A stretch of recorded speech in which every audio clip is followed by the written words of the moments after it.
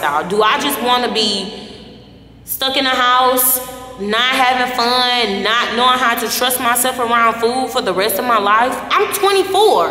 I don't want to be 30, 35, 40 and still focusing on trying not to eat this, trying not to eat that. I want it to become so deeply a part of my lifestyle that it just becomes natural for me to make healthy decisions and not be so overly obsessed about it.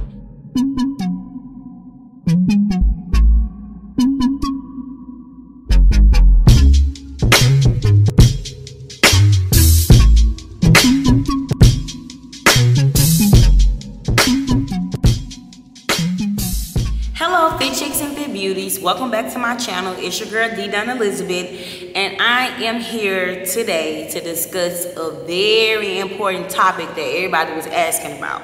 So I posted a poll to see what would you guys be interested in, and with me struggling with this particular thing, I felt like this was the best video to post today.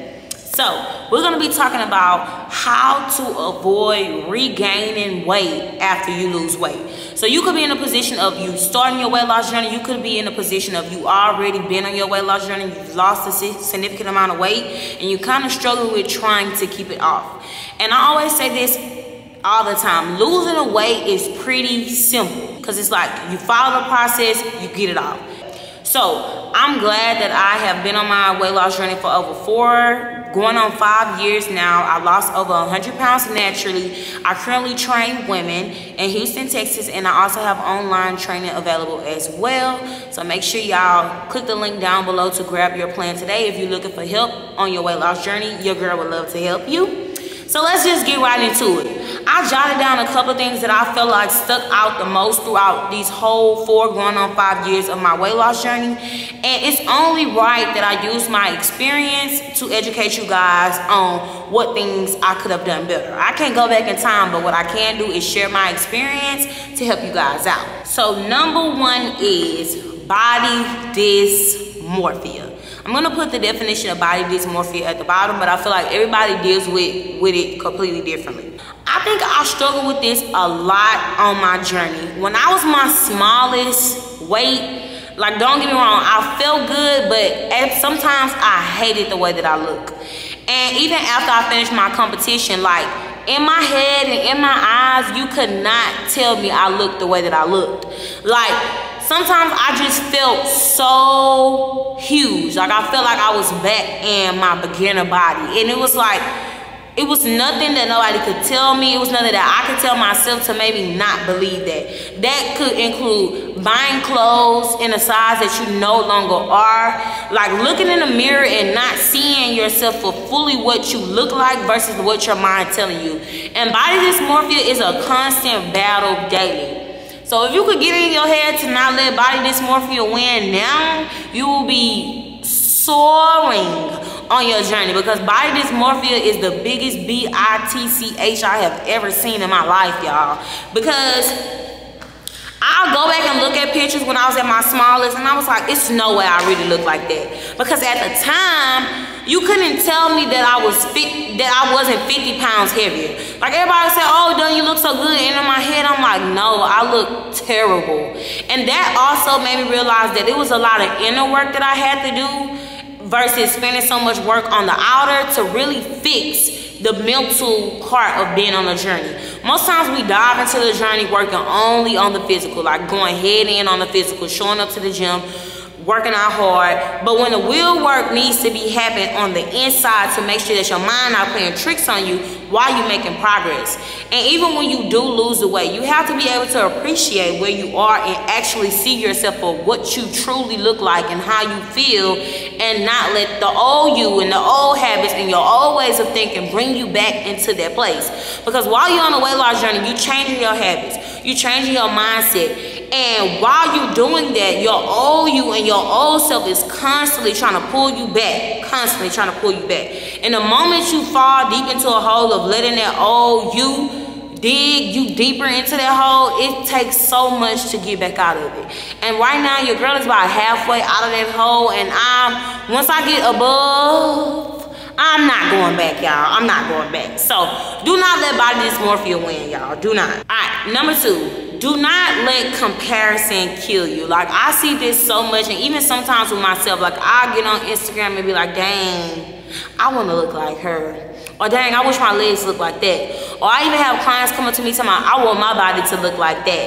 And comparison is okay when it's a positive thing. The moment it becomes it creates a barrier from where you're trying to get to, that's when you know that you have to take a step back. Instagram is a great way to get motivation, to get tips. It's a lot of things going on out there on Instagram. It's a good motivation. You see before and afters. That's why most times I use this YouTube to share my during, because before and afters only tell this much of the story. So you look at somebody before and after, and they can easily false advertise and say, oh, this took 2 months. So you jump in and going head over heels thinking that I'm gonna get these same results in 2 months when your body is not like their body.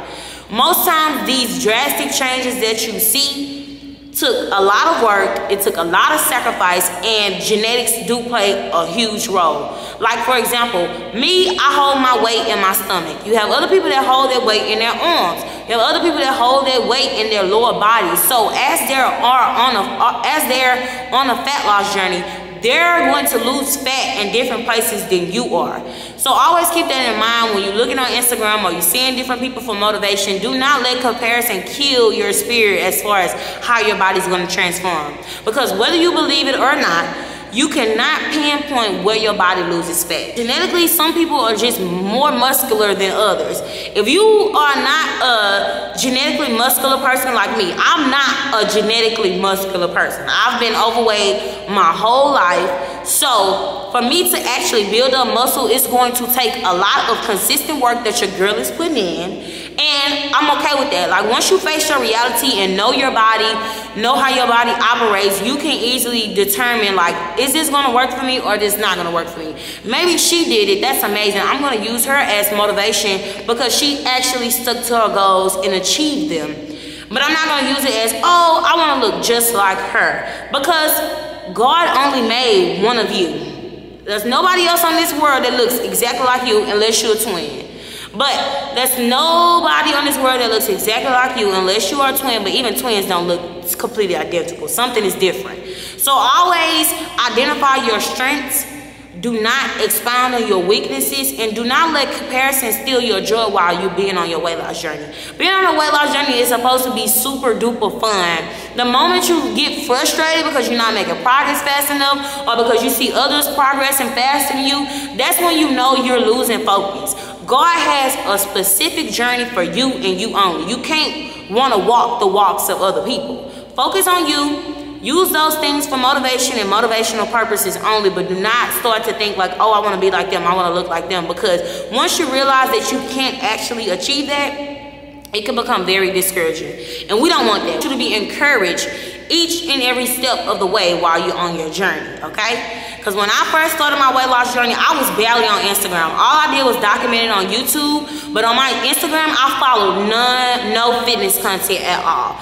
And I can honestly say that it was a lot easier to navigate throughout my fitness journey without having all these fitness distractions. Because at that particular time, I was vulnerable. I knew that I didn't need any distractions, and I was able to get through the bulk of my fitness journey without those distractions, and it turned out so well for me. The moment I started following all these fitness content, started seeing all these things, it starts to make you feel like you have to be like this, or you have to eat this to lose weight. You need to train like this to lose weight, and not just giving out regular tips. Because fun thought, y'all, not fun thought, fun fact. Some of these Instagram fitspos y'all follow on Instagram knows what works for their body. Before you go following somebody, you can follow anybody you want. Let me not say it like that. You can follow anybody that you want. But before you go following people that don't train other people, or if you don't see any client transformation, or if they don't provide you educational value, use it for motivational purposes only, not for educational purposes. Because sometimes you have people that's deeply into fitness and know how to get their body in the right position, but do not have the passion and the drive to train others. So don't get that misconstrued, okay? So sometimes what you see on Instagram and how fitspos tell you you're supposed to eat could be completely different on how they actually eat. You see very muscular people, they probably eat crazy. They probably don't even follow no type of nutrition plan, but genetically, they have a muscular foundation, and they have put in a lot of work in the gym to build up a lot more muscle that allows them to eat that freely and keep that physique. But like I said, what works for them may not work for you. And so it's very important to not let that comparison get you all frustrated and all over the place. Like, especially if you pulling from different sources. Like, oh, let me try this. Oh, let me try this. Testing you a fitness coach that knows your goals, that can help you get there. You can see their portfolio. They're able to help you achieve the goals that you're trying to achieve. I hope that was helpful. I know that was a lot. Number 3, and I have a bad habit of this, y'all. I think number 3 is going to be very relatable. One thing that will really have you backtracking once you've lost the weight is only using a certain set of habits to get you to where you want to be, just so that you can revert back to your old habits. I am a living example of this number 3. No shade. I am not afraid to say it. So for example, when I first started my fitness journey, I counted macros by the law, baby. You cannot tell me that. I don't care what my mom and them was cooking. I don't care what was going on in the house. I don't care if my friends was going out.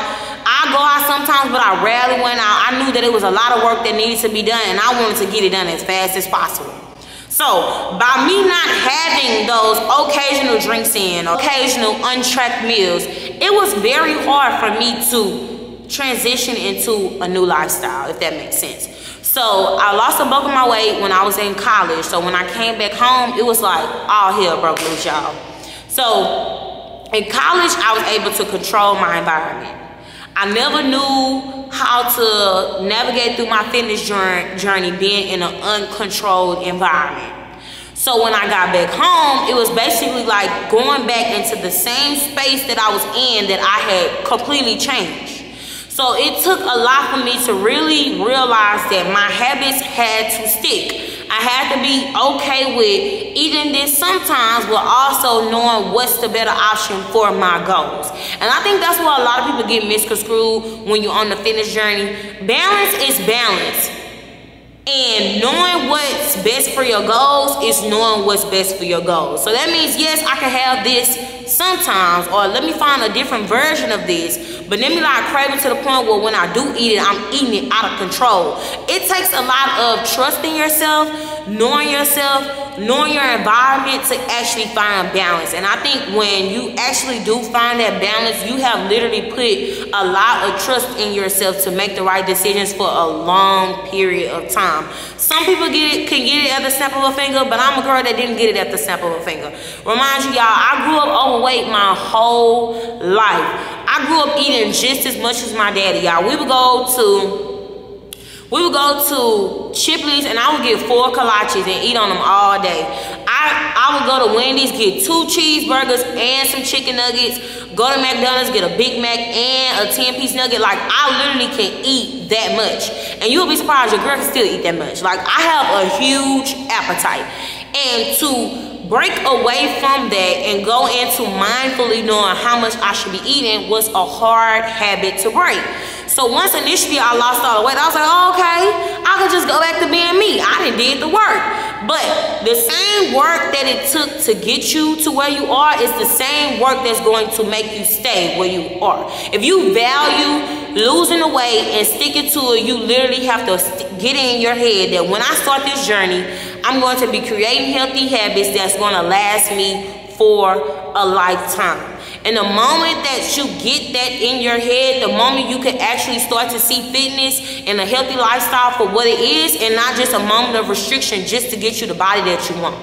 Because most times we go super duper cold turkey because we want to lose the weight as fast as possible. But that doesn't give you time to really figure out, is this something that I really want to do? Like, what am I sacrificing? Is the sacrifice worth the reward?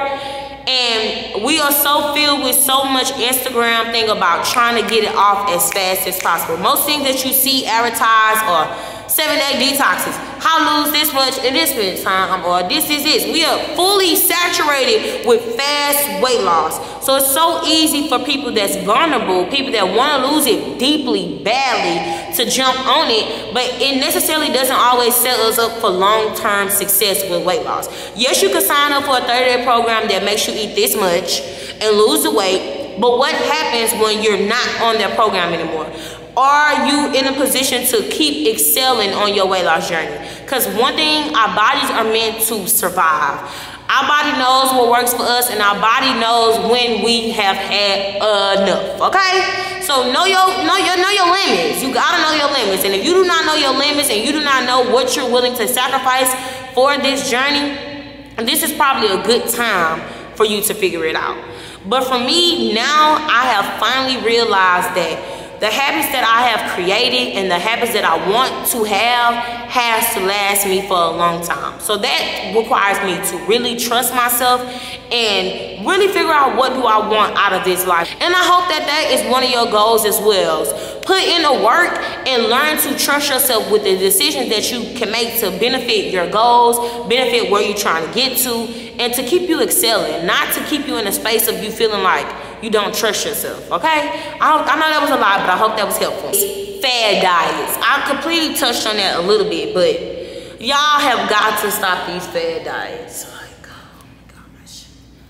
Like, it's nothing wrong with detoxing. It's nothing wrong with, you know, but it's just nothing wrong with it, okay? Let me just say it. It's nothing wrong with it. Do you? But what I do want you to know is that most of all these fad diets that you see basically just cuts your calories super duper low. So instead of you going on a cabbage diet where you're only eating cabbage and you juicing, you could swap that out. So say for instance a cabbage diet makes you eat 1,400 calories a day.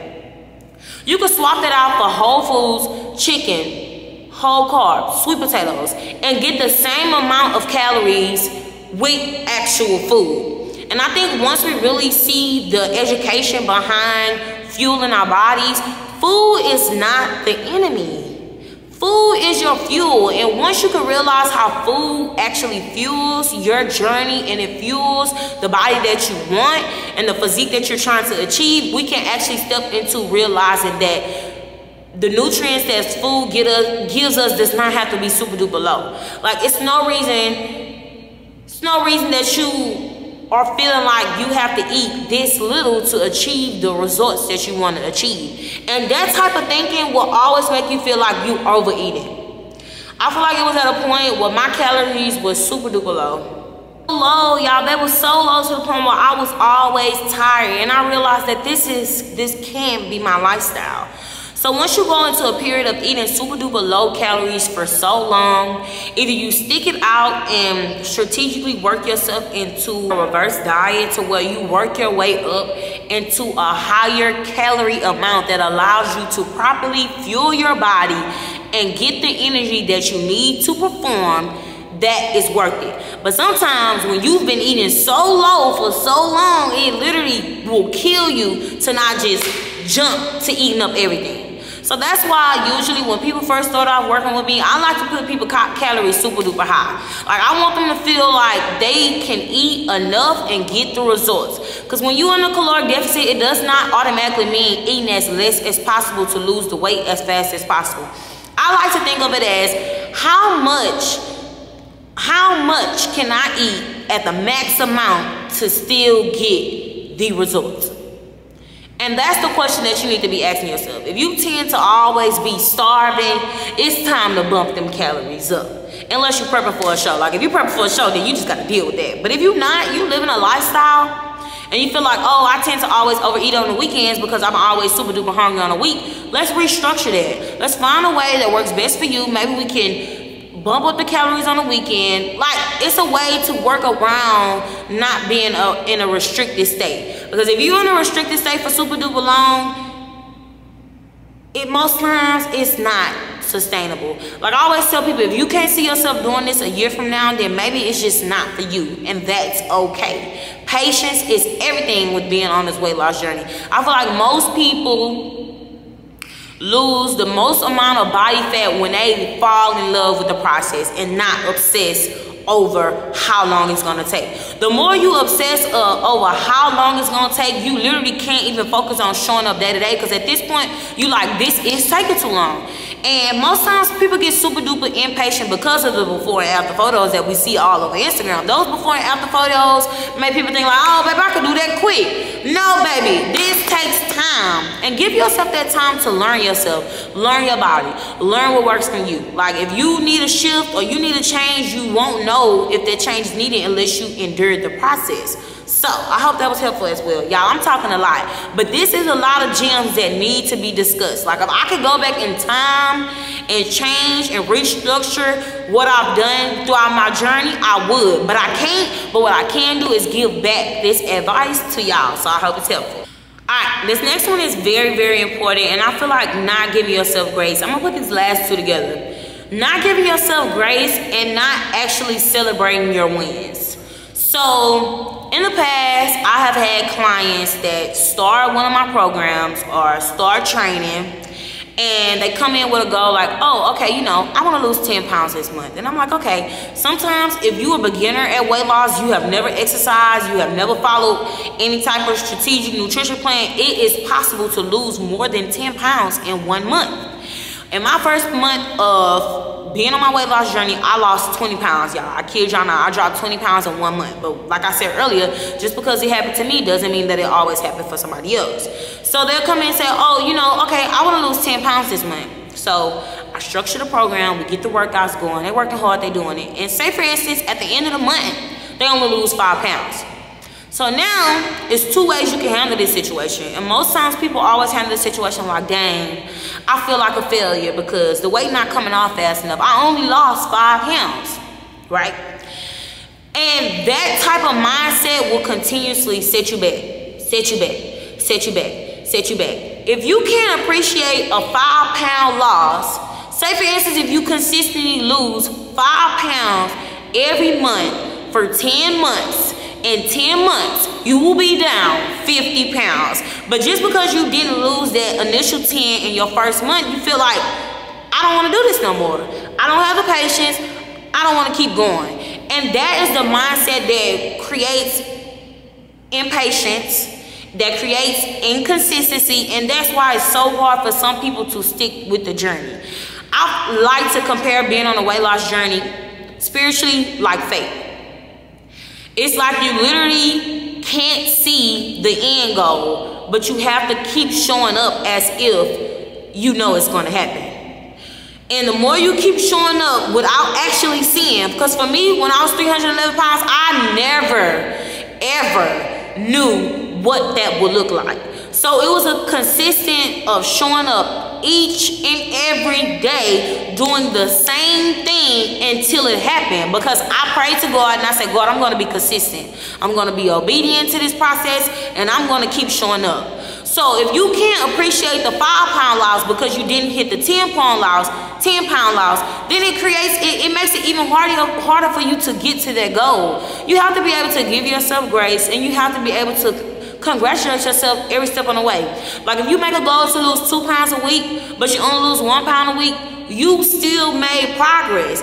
If you lost no pounds that week, but you showed up to all your workouts, you hit all your nutrition goals for that week, that is a win. Most times we rely on the scale to tell the whole story, but the scale does not tell the whole story. The scale is like one person in a 5-person argument. If it's 5 people arguing, that means there's 5 sides to the story. You can't just let that one person that feel like they was so in control, y'all let the scale feel like it's so in control, you can't just let that one variant tell you everything that you need to know. Because most times I tell my clients that your dream physique probably weighs more than you think. One, it's so many things that go into what our body weighs, because sometimes you could drink more water than usual, you could follow the same nutrition guide, you could eat the same thing every day for 5-7 days straight, for 30 days straight, you could hit a plateau or your weight could barely move, but then boom, you put your picture side by side and you see that waist coming in.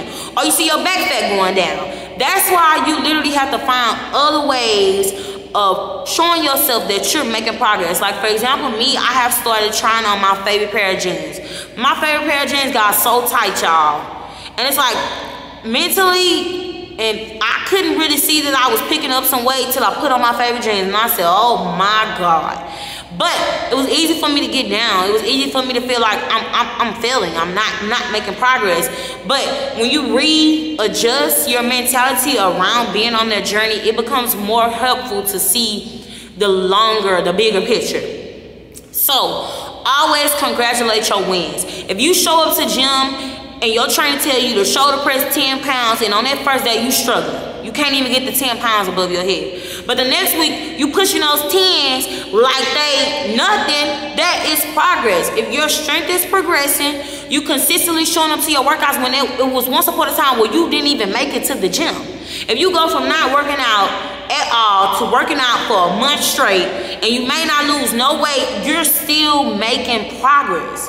Take those pictures, put on those jeans, measure your waist, pay attention to your performance in the gym. These are all different ways to show appreciation for all the work that you've put in. You cannot let that go over your head. And if you in a period of your life where you on your Zoom, like me, I'm on my Zoom right now, y'all. I'm hitting it hard. I'm showing up on my workouts. I'm tracking my nutrition.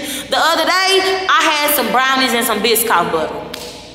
I got stressed out. I deal with emotional eating. I've been working on it, you know? I'm not gonna stress myself out too much about it, but I've been working on it. So I kind of had a little mishap. And then I told myself, done, you do not have to feel bad about this. All you have to do is kind of think through what you're feeling, think about your emotions, think about what's going on, and let's move forward. You know, like, let's move forward. You have to learn how to give yourself grace. And I feel like the more you can allow yourself to have grace while on your journey, that minimizes the beating yourself up. That minimizes the guilt and the feeling of, oh, I messed up. Because the moment you go hard for 30 days straight, and then maybe you have one weekend where you off track, and then you guilt yourself, then it's like you'll never get back to that rhythm that you had because you're so obsessed of how you fell off. Give yourself grace.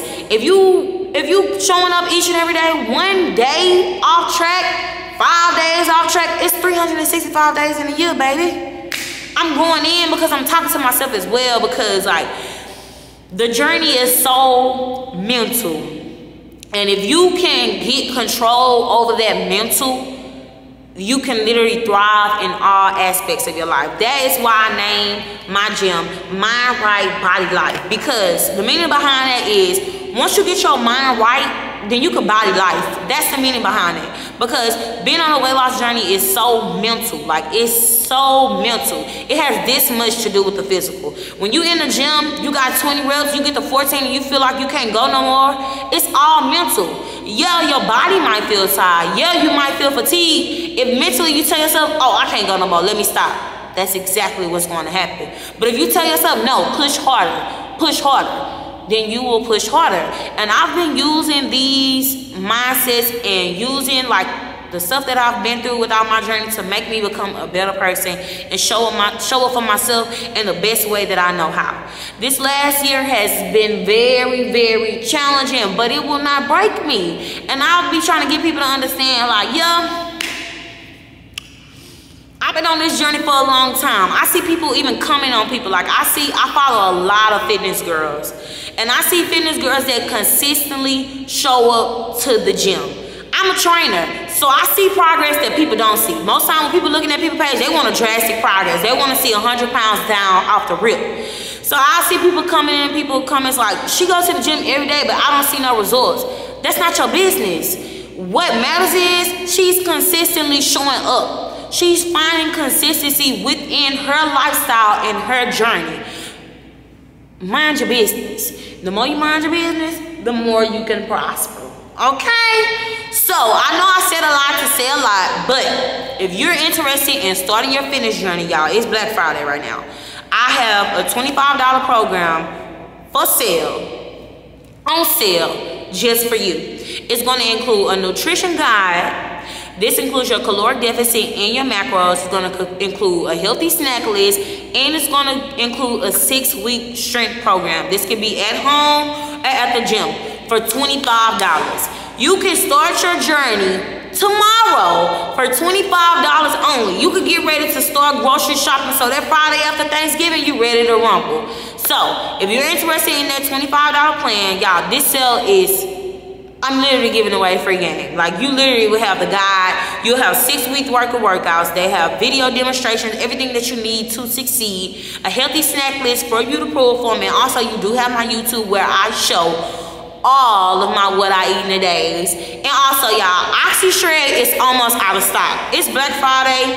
My code DONE10 is going to give you 20% off. Go get your Oxyshred today. Oxyshred has been a staple in my weight loss journey. If I'm on my nutrition super duper on top on the world, my Oxyshred gonna say today every time, y'all. My favorite flavors is Proton Plasma, Rainbow Candy, Juicy Watermelon, and I like Voodoo and Gummy Snake. I'll put that down in the details below, but make sure y'all get y'all Oxyshred. It's non-jittery. It's an amazing taste. It has L-Carnitine to help you boost your fat loss results. It may curb your appetite. Man, some days I wake up not hungry, y'all. Once I drink my Oxyshred, I don't be having no appetite. But after that workout, your girl be hungry. So try it out. And with that being said, thanks for watching in this long, y'all. I know I talk a lot, but I love talking a lot. Y'all already know the drill. Come back and message your girl. Peace out.